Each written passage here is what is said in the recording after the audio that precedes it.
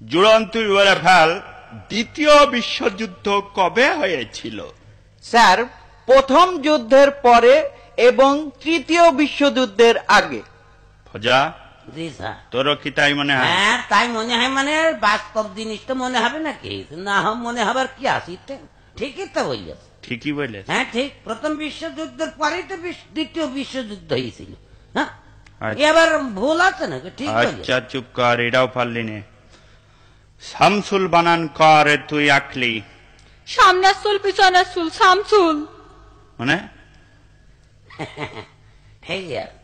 ঠিকই আছে। হ্যাঁ, ওরা যা বল সব ঠিক। একটা বেঠিক আমি পাইনি পর্যন্ত। তুই বল, নলেজ মানে কি? নলেজ, নলেজ মানে তার লেজ নেই স্যার।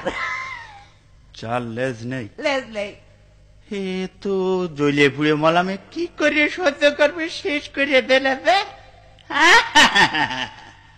নলেজ মানে তার লেজ নেই। ওয়েলকাম মানে তুই কি বলে ফেলা? স্যার, তেল আসতে। ওয়েল মানে তেল আর কাম মানে আসা। ওয়েলকাম, তেল আসতে। ঠিক বলি। তেল আসছে? তেল আসছে একটাও হয়নি। মুখ্যমন্ত্রী মানে কি বলে ফেলা? মুখ্যমন্ত্রী।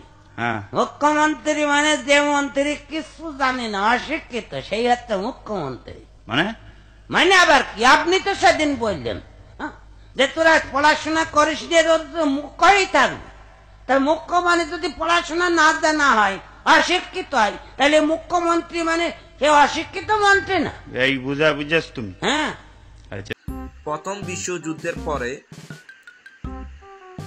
তৃতীয় বিশ্বযুদ্ধের আগে যে যুদ্ধ হয় তাকে দ্বিতীয় বিশ্বযুদ্ধ বলে।